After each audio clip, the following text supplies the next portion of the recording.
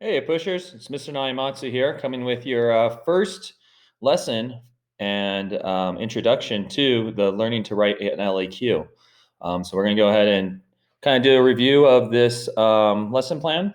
If you've already done the DBQ, you're pretty familiar about how this goes down. If you've not done the DBQ lesson plan, I really encourage you to do that before doing the LEQ, because I go into greater depth in the DBQ about some of these resources.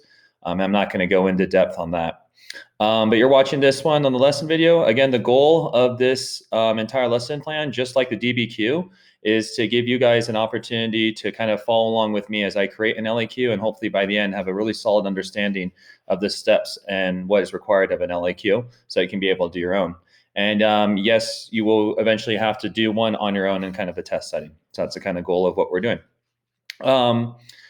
I'm going to go ahead and quickly review the days before we kind of get into the different components. So today is the 23rd. We're having an introduction. Hopefully you'll continue your learning today by breaking down the question and doing contextualization. A lot of you guys will notice that this is exactly the same as the previous DBQ. That is one point that carries over in both the LEQ and DBQ, is the point of contextualization, or talk about the events that happened before or after the event.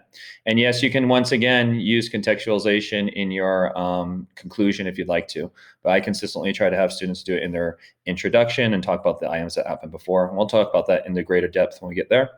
On the lesson 2, excuse me, so that's lesson 1. So on lesson 2, we'll go ahead and brainstorm the essay and kind of review the completed outline.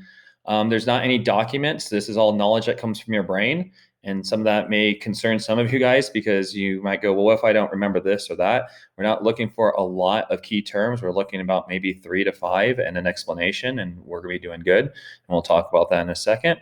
The 25th, we'll actually write the LEQ. I will give you an example like we did for the DBQ. And then lastly, we'll spend a little bit more time reflecting on the rubric and the LEQ as well, since this is a little bit more what I call nuanced. It's a little bit more difficult to understand. It seems a little bit more unclear on how to get the points, and you'll see that as we review the rubric in a second.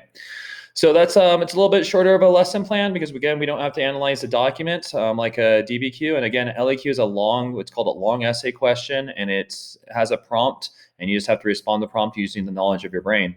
And usually that prompt does have a historical thinking skill that if you're able to identify, can actually give you some bonus points. So these resources we've already kind of reviewed. You're going to have obviously some different information on Schoology when you turn them in.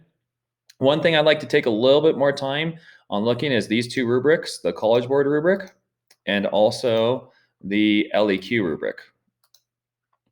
So first we're going to look at the College Board rubric, and this one is mine.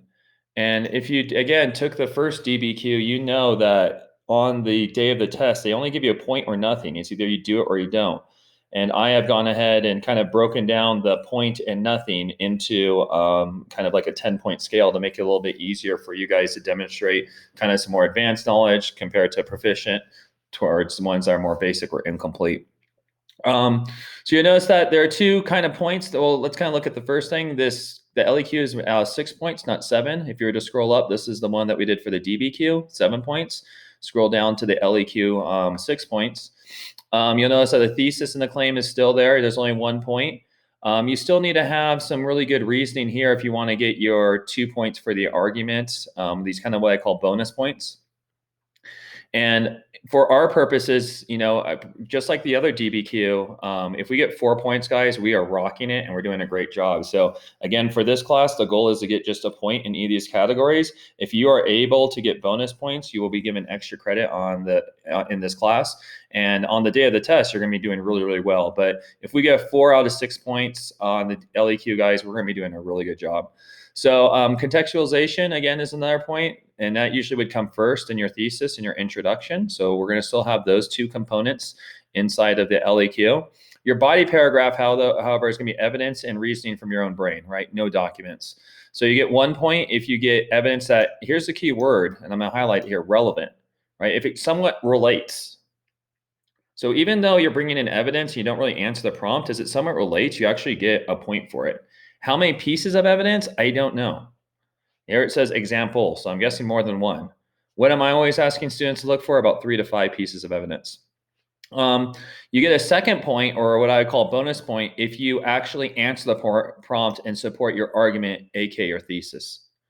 All right, so we'll talk about that as we get closer. I, of course, will give you two, kind of like a basic essay that gives these 4 points, and then a one that kind of gives a little more. I actually do this one, but I'll describe in that lesson, using the LEQ on why this got 2 points and how I got 2 points there. For your analysis and reasoning, which is also kind of like expanding on your evidence, right? So just stating the evidence and make sure it supports your argument is one thing, but to actually answer the question. And here, the question most likely will have some kind of historical reasoning. Now you can see that there's only three: comparison, causation, and continuing change over time. And you might be going, well, where's the fourth one, contextualization? It's up here, right? It's already been tested. So again, this is why I tend to believe that in a lot of our test questions, multiple choice, short answer, or LEQs or DBQs, especially DBQs and LEQs, you're not going to have a contextualization question, right?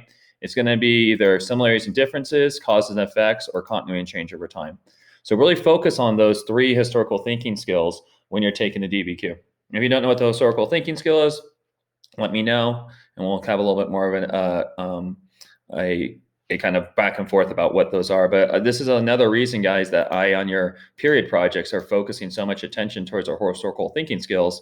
Because imagine if for a project you told me the similarities and differences between, let's say, the Revolutionary War and the War of 1812, and you got a question about that, could you imagine how well you'd be doing on the test? So you get a second point if you not only use the historical thinking skill to answer the question, but in addition to that, you start doing that corroborate, qualify, or modify, right? And so if you start grabbing pieces of evidence and saying, these assisted or created some change or caused or something, or is a similarity, but these are differences, right?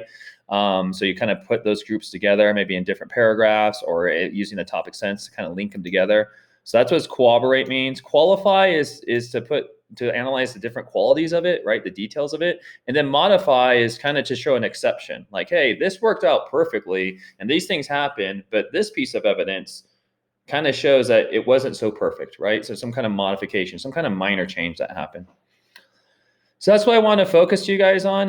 Once again, I'm not going to go through all of these, but I really think it's important that you take a look at my color-coded rubric because that's how I'm going to be grading you.